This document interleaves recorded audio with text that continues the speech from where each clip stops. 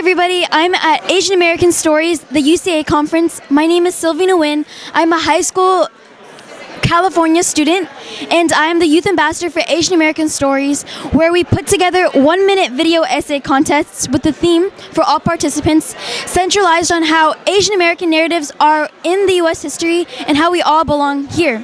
Could you please provide your name and description of your work with your title? Yeah, thank you for interviewing me. My name is Haipei Shue. I'm the president of United Chinese American, the largest national coalition of Chinese Americans. And what we're doing here is have our biannual convening of Chinese American communities. Thank you very much for your introduction and your words. I've had an incredible, inspiring, and very moving time here. Part of the congressional storming, the speakers, the booths, it's all been very amazing. Thank you very much for your service. My first question was that when people commend you for saying how devoted you have put your life towards making UCA happen for the Asian American and Chinese community, how do you feel? Well, wow, that's a tough question, actually. How do I feel? I feel very proud of what work that we have done together, especially at UCA with hundreds of dedicated volunteers, people who support us, donors who support us.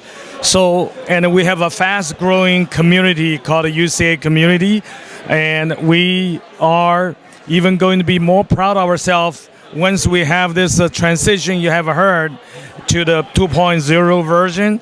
And we are looking forward to that. I appreciate what you said. Could you also tell me a highlight moment for you at this UCA conference 2024? Yes, there are two highlights so far because we haven't ended yet. The Thursday afternoon's congressional storming, not a January 6th storming, but a congressional storming is the highlight, my first highlight, which has allowed us to visit about 283 congressional offices, more than 50% of all congressional offices. The second highlight I have is actually yesterday went over to the showcase room, seeing so many young people, and they're so passionate about what they do, and I just never seen so many Asian American kids under one roof and they're so passionate about something.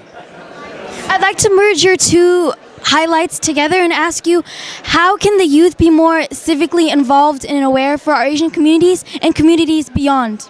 Yeah, I think, you hear from your parents, from grown-ups, that you need to do this, you need to do that, right? Sometimes without explaining why. And I really think that you should understand in America, this is an open, dynamic democracy. What that means is it is a society where everybody is trying to influence, persuade, and impact each other in a very open, direct way. And Asian Americans, the culture that we come from is not like that. So it takes a democratic, open, dynamic personality to be successful in a dynamic, open democracy. You see that what I mean? You need to have that kind of personality to match that society. And that's where East Asians, Southeast Asians, where we need to do more. Thank you very much for your words. No, thank you so much for your interview. I also had one more question. Yeah. I was wondering, what was the pivotal moment in your life that you knew that you would want to step up and build the grounding for UCA? Wow. Why do you give me all these tough questions, all right?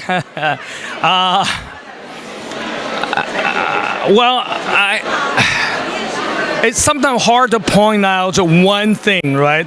That's change your view, change your mind.